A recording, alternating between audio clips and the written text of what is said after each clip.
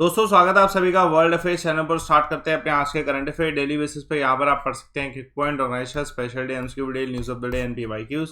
और आप मेरा टेलीग्राम चैनल ज्वाइन कर सकते हैं अमन सर्वाइव स्टडी, थोड़ा आपको पीडीएफ और लिंक मिल सके और आप मेरी फ्री क्लासेस भी एक्सेस कर सकें।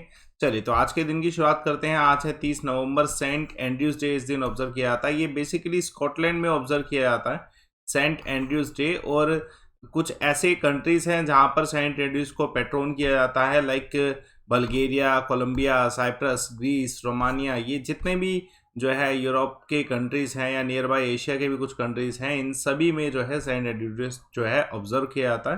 तो इम्पोर्टेंट है, क्वेश्चन आ सकता है।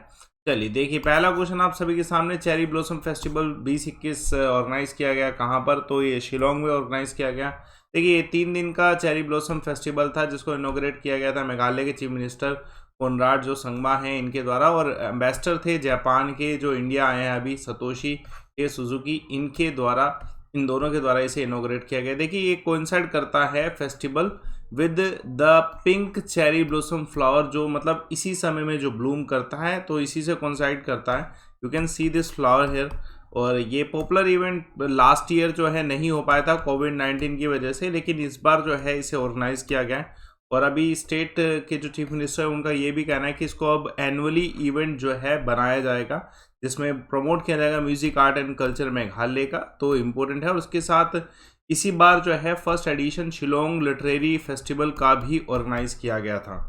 चलिए देखिए दूसरा क्वेश्चन आप सभी के सामने। अहमद नसीर अल रईसी जो है यूएई में, इनको अपॉइंट किया गया है chief of which police organisation? तो इंटरपोल का इन्हें जो है चीफ जो है घोषित किया गया है। ठीक है, याद रखिएगा मिस्टर अहमद नसीर, ये ठीक है यूनाइटेड अरब एमिरेट से हैं और इनको 4 साल के टर्म के लिए जो है प्रेसिडेंट बनाया गया है। ठीक है, इंटरपोल का आप सभी जानते हैं इंटरपोल। और दूसरा इंपॉर्टेंट ये है कि जो ये इंस्पेक्टर जनरल है मिनिस्ट्री ऑफ इंटीरियर जो है यूनाइटेड अरब एमिरेट के, और इनके अपोजिशन में कौन खड़े हुए थे? ठीक है, सारका हैब्रोकोवा जो है चीफ ऑफ डायरेक्टर थे चेक रिपब्लिक के, तो इनके अपोजिशन में ये थे। और ये इंटरपोल के वाइस प्रेसिडेंट भी रह चुके हैं फॉर यूरोप। तो ये भी है, क्वेश्चन आ सकता है। अब ये सक्सीड किसे कर रहे हैं ये भी क्वेश्चन आ सकता है। तो किंग योंग चैंग जो है इस समय इंटरपोल के प्रेसिडेंट हैं, जिन्होंने हाल फिलहाल में रिजाइन किया है। और ये 2018 में इन्होंने ज्वाइन भी किया था। इस पर भी क्वेश्चन आ सकता है। देखिए और दूसरा इंपॉर्टेंट ये है कि ये जो इसका वोटिंग हुआ था कि कौन बनेगा कौन नहीं, तो इसका वोटिंग जो है 89 जनरल असेंबली में हुआ इंटरपोल की। क्वेश्चन यहाँ से भी बन सकता है। चलिए देखिए, हाल फिलहाल में शेख सबहा अल खलीद अल सबहा जो है, इनको न्यू प्राइम मिनिस्टर बनाया गया है। किस देश का? तो इन्हें कुवैत का न्यू प्राइम मिनिस्टर बनाया गया है। ये अनाउंसमेंट जो है कुवैत के जो क्राउन प्रिंस हैं शेख मशल अल अहमद जो हैं, इनके द्वारा अनाउंसमेंट की गई थी। तो अब इनको जो है री अपॉइंट किया गया। पहले भी यही थे, ठीक है, प्राइम मिनिस्टर शेख सबहा अल खलीद। ठीक है, अब दोबारा री अपॉइंट किया गया है और इन्हें कहा गया है कि अपना जो कैबिनेट फॉर्म कर सकते हैं। तो इम्पोर्टेंट है क्वेश्चन, बस सिर्फ नाम पे ही क्वेश्चन आ सकता है। ठीक है, अगर बात करी जाए इनकी, तो ये कुवैत के एम्बेसडर भी रह चुके हैं सऊदी अरेबिया के लिए। ठीक है, और इवन एम्बेसडर भी रह चुके हैं ऑर्गेनाइजेशन ऑफ इस्लामिक कॉरपोरेशन के 1995 से लेकर 1983 के लिए। और इनको अवार्ड भी मिल चुका है फर्स्ट क्लास किंग, ठीक है, जो सऊदी अरेबिया की तरफ से अवार्ड मिलता है। 1998 में इन्हें ये अवार्ड भी मिल चुका है। चलिए देखिए, महत्वपूर्ण सवाल है, हाल फिलहाल में कौन सी मिनिस्ट्री के हेड का ही नाम पूछा है, मिनिस्ट्री ऑफ स्टेट और आयुष डिपार्टमेंट, जिन्होंने इनोग्रेट किया था 3 दिन का प्रोग्राम आयुर्वेदा पर 2021। तो ये किसके द्वारा इनोग्रेट किया गया था? तो ये मंजू पारा जो हैं, इनके द्वारा इसे इनोग्रेट किया गया था। ये मिनिस्टर ऑफ स्टेट आयुष है। तो इम्पोर्टेंट है, क्वेश्चन आ सकता है कि इनके द्वारा ये वर्चुअली इनोग्रेट किया गया एग्जैक्टली न्यू दिल्ली में।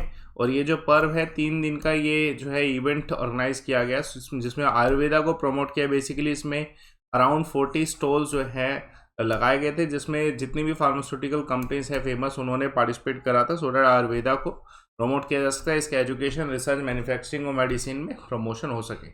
और दूसरा इंपॉर्टेंट ये है, इनिशिएटिव देखो किसका, मिनिस्ट्री ऑफ आयुष का है। बेसिकली आपसे सवाल इसी तरीके का मिलेगा, ये है कि कितने दिन का ऑर्गेनाइज इवेंट था, कहाँ पे इसे किया गया, तो इस तरह के क्वेश्चन आ सकते हैं। चलिए देखिए, हाल फिलहाल में कौन सी स्टेट है जिसने motor vehicle tax amendment bill जो है 2021 से पास किया है, तो डेट कि वो व्हीकल्स पे ग्रीन टैक्स जो है लगा सके? तो ये आंध्र प्रदेश में इस समय जो है बिल पास हो रहे हैं, तो बेसिकली आंध्र प्रदेश में। और आंध्र प्रदेश ने ये इसलिए पास किया है कि जितने भी पॉल्यूशन क्रिएटिंग व्हीकल्स है उनका जो अमाउंट है, जो वो पॉल्यूशन क्रिएट कर रहे हैं उनका अमाउंट जो है उन्हीं के ओनर से लिया जाए, इसलिए ग्रीन टैक्स को इंक्रीज किया गया है। देखिए इसमें आंध्र प्रदेश को बेनिफिट ये है कि इस टैक्स को इंक्रीज करने से एडिशनल रिवेन्यू मिलने वाला है। 409 करोड़ के आसपास एनुअली इनको जो है रिवेन्यू मिल जाएगा। डेफिनेटली अच्छी बात है, गवर्नमेंट के पास रिवेन्यू आएगा और पॉल्यूशन जो है जो व्हीकल करते हैं उसे उस पर रोकथाम लगेगी। ठीक है, तो सिग्निफिकेंट ये जो अमेंडमेंट है, ग्रीन टैक्स है, जितने भी एज्ड व्हीकल है जिनका मतलब ठीक है जो 15 या 20 साल से ज़्यादा के, उन पर ये बेसिकली लगता है। ठीक है, जिससे उनकी कंटिन्यूटी जो है रुक जाए, है ना। तो इसमें होगा क्या है, जो ग्रीन टैक्स इम्पोज किया गया है ये सभी व्हीकल्स पे किया गया है। ठीक है, और दूसरा इम्पोर्टेंट ये है कि इस कार्बन एमिशन जो है उसको रोकने के लिए सबसे बेहतरीन तरीका है। एग्जाम्पल के तौर पे ये अमेंडमेंट बिल कहता है कि अगर एक कोई भी मोटरसाइकिल जो है 15 साल से ज़्यादा का हो जाता है, तो मतलब 15 साल यूज़ में आ चुका है, तो उसका 2000 रुपये इसका ग्रीन टैक्स लगेगा। और इवन और मतलब फॉर 5 ईयर्स, और इवन अगर वो 20 साल का यूजेबल हो जाता है तो उस पर 5000 का ग्रीन टैक्स लगने वाला है। तो ये अमाउंट जो है ये अमेंडमेंट में ऐड किए गए। चलिए देखिए, हाल फिलहाल में इंडिया और कौन से देश ने ऑर्गेनाइज किया है वाइजर प्रोग्राम फॉर वुमेन रिसर्चर्स, तो ये जर्मनी के साथ मिलकर किया गया है। देखिए बेसिकली ये जो पूरा प्रोग्राम है वाइजर का फुल फॉर्म है women's involvement in the science and engineering research. ये प्रोग्राम लॉन्च किया गया Indo German science and technology centre के द्वारा। ठीक है, और ये जो Indo German science and technology जो सेंटर है ये जॉइंट इनिशिएटिव है। ये जॉइंट इनिशिएटिव है किस किस का, जिसमें department of science and technology है, गवर्नमेंट ऑफ इंडिया है, federal ministry of education and research है और गवर्नमेंट ऑफ जर्मनी है। तो ये सब पार्टिसिपेट कर रहे हैं। इससे होगा क्या कि जितने वुमेन्स हैं उनका रिसर्च एरिया में जो है एनकरेजमेंट होगा। ठीक है, वो रिसर्च एंड डेवलपमेंट प्रोजेक्ट में ज़्यादा जो है पार्टिसिपेट कर पाएंगे। देखिए हाल फिलहाल में एक अनाउंसमेंट हुई है कि बांग्लादेश, नेपाल और एक one more country is there, जो कि यूनाइटेड नेशन जनरल असेंबली के द्वारा पर्टिकुलर कैटेगरी में लाए गए हैं। तो अब ये पर्टिकुलर कैटेगरी है डेवलपिंग कंट्री की। ठीक है, अनाउंसमेंट हो चुकी है और अब इनके ईयर डिसाइड किए कि इस ईयर तक ये जो है डेवलपिंग कंट्री के स्टेटस में आ जाएंगे। ठीक है, तो यूनाइटेड नेशन जनरल असेंबली ने इस रेजोल्यूशन को अडॉप्ट किया है, जिसमें 3 देश जिन्हें ऐड किया गया है, बांग्लादेश, नेपाल और ठीक है लाओ पीपल डेमोक्रेटिक रिपब्लिक। इन 3 देशों को जो है LDC से लीस्ट डेवलप कंट्री की कैटेगरी से डेवलपिंग कंट्री के ग्रुप में डाल दिया गया। ये एक तरीके से इनकी प्रोग्रेस के ऊपर ही है और ये अनाउंसमेंट 76 सेशन हुआ है, इसी में इस रेजोल्यूशन को पास किया गया। अब इसके तहत क्या है कि बांग्लादेश को अभी जो है, जैसे एग्जांपल के तौर पे बांग्लादेश 2026 तक जो है ऑफिशियली डेवलपिंग कंट्री बन जाएगा। ये यूनाइटेड नेशन कमेटी ने अनाउंसमेंट किया और ये रिकमेंडेशन इसलिए किया है, 5 साल का गैप इसलिए रखा है कि अभी कोविड-19 की वजह से ट्रांजिशन जोन आया तो उसमें थोड़ा सा रिकवर होने में समय लगेगा, लेकिन 2026 तक they will be officially the developing country. चलिए देखिए इंपॉर्टेंट क्वेश्चन, हाल फिलहाल में कौन से ऑर्गेनाइजेशन ने डेजिग्नेट किया है कोविड-19 वेरिएंट V11529 को, ठीक है, ऑफ कंसर्न, कि मतलब ये जो वेरिएंट है ये थोड़ा सा खतरनाक है। ये डेफिनेटली कौन करेगा, वर्ल्ड हेल्थ ऑर्गेनाइजेशन। आपने सुना होगा ओमिक्रॉन, तो ये जो है ओमिक्रॉन, ये जो वेरिएंट है इसको रीनेम किया गया ओमिक्रॉन के नाम पे। तो वर्ल्ड हेल्थ ऑर्गेनाइजेशन ने ये वेरिएंट को जो है, इस स्ट्रेन को ठीक है ऑफ कंसर्न घोषित किया है। ये पर्टिकुलरली साउथ अफ्रीका में डिटेक्ट किया गया, ठीक है, और इसका नाम ओमिक्रॉन रखा गया।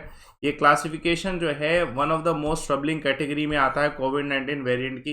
एग्जांपल के तौर पे जैसे delta is one of the dominant troubling ठीक है कैटेगरी, अदरवाइज अल्फा और बीटा और गामा ये ज़्यादा ट्रबलिंग नहीं रहते। डेल्टा ट्रबलिंग रहा था, इसी की तरह ये भी जो है ट्रबलिंग रहा है। देखिए अब इसमें जो है वर्ल्ड हेल्थ ऑर्गेनाइजेशन ने ये भी कहा है कि अभी इसका इम्प्लीकेशन चेक करना है कि मतलब ये कोविड वैक्सीन पे टेस्ट ट्रीटमेंट्स उन पे कैसा काम कर रहा है, ठीक है, उसके लिए थोड़ा सा समय लगेगा। तो बस अभी नाम चेंज किया गया और बस इतना कहा गया है कि जो अफ्रीकन कंट्रीज़ हैं वहाँ पर ये रिपीटेडली इसका केस जो है इंक्रीज हो रहा है, तो उसका थोड़ा सा कट ऑफ किया गया है ना। ये पहली बार स्पेसिमेन कलेक्ट किए गए थे 9 नवंबर को, ठीक है, इन्फेक्शन जो है और ये म्यूटेशन जो है इसका बहुत ज़्यादा हो रहा है, तो इसका ध्यान रखना पड़ेगा। चलिए देखिए इंपॉर्टेंट क्वेश्चन है, पूछा जा सकता है। हाँ जी, हाल फिलहाल में eight which place did company working in the field of tourism safely landed Airbus A340। पहली बार ऐसा हुआ है कि एक पूरा टूरिज्म कंपनी ने जो है ना एयरबस A34 को लैंड कराया है पर्टिकुलर जगह पे। ये कौन सी जगह है? तो आंसर है अंटार्कटिका। ठीक है, अंटार्कटिका में लैंड कराया। इसका बहुत ज़्यादा डिटेल फॉर्म में कंटेंट है, तो लेट्स सी कि क्या क्या इसमें पूछा सकता है। तो पहली बात तो आपसे ये पूछा सकता है कि किसे लैंड कराया गया, तो एयरबस A340 को लैंड कराया गया कहाँ पे? अंटार्कटिका पे। ठीक है, एक आइस रनवे बनाया गया, मतलब ऑफिशियली ये रनवे नहीं है लेकिन यूटिलाइज किया जा सकता है एज अ रनवे। ठीक है, ये जो फ्लाइट ऑपरेट की गई थी हाई फ्लाई के द्वारा ऑपरेट की गई थी। ठीक है, इंपॉर्टेंट है, क्वेश्चन आ सकता है। ये पहली कमीशन फ्लाइट है। ठीक है, ये किसके द्वारा? वोल्फैंग के द्वारा। ये एक high and Antarctica tourism company है, वाइट डेजर्ट, इसके द्वारा जो है इसे ऑर्गेनाइज किया गया था। और ये जो पूरी फ्लाइट है ये कैपटाउन से उड़ाई गई थी, साउथ अफ्रीका से, और उसके बाद ये लैंड हुई। ठीक है, 2500 नॉटिकल माइल्स फ्लाई करने के बाद। और इसका पूरा जो क्रू था उसके हेड कौन थे? कैप्टन कार्लोस मुरपरी, जो कि हाई फ्लाई के इस समय वाइस प्रेसिडेंट भी हैं और इवन को फाउंडर भी हैं। ठीक है, इसमें इन टोटल 23 पैसेंजर जो हैं लाए गए थे। और ये पूरे जो पैसेंजर हैं इनका मतलब अगर पूछा जाए कि इसका वेट टन क्या रहा था पूरे एयरक्राफ्ट का, तो 77 टन ऑफ फ्यूल इसमें यूज़ किया गया था। ठीक है, तो ये क्वेश्चन आ सकता है। और ये जो पूरा रनवे है ये इसकी प्रॉपर्टी है, वोल्फैंग जो है इसकी प्रॉपर्टी है। सी लेवल एयरपोर्ट कैटेगरी में आता है, नॉन टेक्निकल एयरपोर्ट है। देखिए एग्जैक्टली तो एयरपोर्ट है नहीं, आप इधर इमेज भी दे सकते हो, this is the exact image. ठीक है, लेकिन फिर भी जो है इसके लिए एक स्पेशल क्रू टीम जो है यूटिलाइज की गई, जो कि इसको सक्सेसफुली कर पाई A340 को लैंड। चलिए देखिए, इंपॉर्टेंट क्वेश्चन है, हाल फिलहाल में कहाँ से इंडियन रेलवे ने फ्लैग ऑफ किया है रामपथ यात्रा एक्सरसाइज? तो ये एक्सप्रेस जो है ये पुणे से जो है इसे लॉन्च किया गया। देखिए बेसिकली ठीक है, हमारा जो फोकस है इस समय रामायण एक्सप्रेस पहले हमने लॉन्च करी थी। ठीक है, पिलग्रिमेज टूरिज्म को प्रमोट करने के लिए ये सब किया जा रहा है। पहले रामायण एक्सप्रेस मैंने आपको वर्ल्ड अफेयर पढ़ाया था, अभी ये रामपथ जो यात्रा एक्सप्रेस है इसे लॉन्च किया गया। महाराष्ट्र के पुणे से लेके अयोध्या के यूपी तक जो है इसे फ्लैग ऑफ किया गया है। ये 6 पिलग्रिमेज डेस्टिनेशन पर जाएगी। रोड रामा के पहला नंदीग्राम, ठीक है, सिंहबैपुर और Varanasi, Prayagraj and Chitrakoot and even Ayodhya last जो लोकेशन रहेगी। इंडियन रेलवे जो है इसमें केटरिंग और ये सब चीज़ें अवेलेबल होने वाली है। इससे अलावा जैसे ये अभी मुंबई से यूपी तक है, इससे पहले दिल्ली गवर्नमेंट ने अनाउंस किया था कि वो अपने सीनियर सिटीजन को नेशनल कैपिटल से अयोध्या दर्शन कराएंगे, श्री राम जो भूमि है वहाँ पर एज अ पिलग्रिमेज स्कीम। और उसमें सिटी जो है गवर्नमेंट ने ये भी कहा था कि सीनियर सिटीजन की किसी तरीके की फीस नहीं लगेगी, ये इनकी स्कीम के अंडर ही आता है। जितने भी लोकेशन है यहाँ पे इनको विजिट कराना। चलिए आज के किक पॉइंट देखते हैं। हाल फिलहाल में बुगुन, ठीक है, लुचियाला उत्सव जो है वाइल्ड लाइफ सेंचुरी एक लोकेटेड है ग्लेननेस्ट वाइल्ड लाइफ सेंचुरी में। किसने ऑर्गेनाइज, कहाँ पे ऑर्गेनाइज किया गया? अरुणाचल प्रदेश में। ठीक है, यूनियन मिनिस्टर ने हाल फिलहाल में अनाउंस किया है, कौन से यूनियन मिनिस्टर ने? इंडिया 1 लाख करोड़ एक्सपोर्ट जो है एम्बिशियस रख रही है 24-25 तक, तो ये पुरुषोत्तम रूपाला जी के द्वारा। ठीक है, डिफेंस मिनिस्ट्री ने हाल फिलहाल में 5000 करोड़ का AK-203 राइफल डील डन किया है। किस देश के साथ? रशिया के साथ। मैंने कल आपको एक सवाल पूछा था कि इनमें से कौन सा स्टेट जो है largest share of wasteland cover करता है इंडिया के? सभी का आंसर सही है एंड द ठीक है finest answer is of Pankaj Kumar. ठीक है, Rajasthan with complete detail of Rajasthan. तो ये इंपॉर्टेंट है, आज का सवाल देखें। ठीक है, इन टर्म ऑफ पॉपुलेशन अगर देखा जाए तो चाइना का सबसे लार्जेस्ट सिटी कौन सा है, और चाइना के बारे में आप डिटेल फॉर्म में बता सकते हो। कमेंट बॉक्स पे डिटेल में आंसर बताया करो, सो डैट आपकी इन्फॉर्मेशन बढ़े और बाकियों की भी। चलिए टेलीग्राम चैनल ज्वाइन करें Aman sir wifi study, so that आप मुझसे कनेक्ट हो सके। आप मेरी फ्री क्लासेस देख सकते हैं। आज की फ्री क्लास 9 AM पे होगी, लिंक दे रखा है, रेफर कोड लाइव अमन यूज़ करिएगा, लिंक डिस्क्रिप्शन बॉक्स में दे रखा है।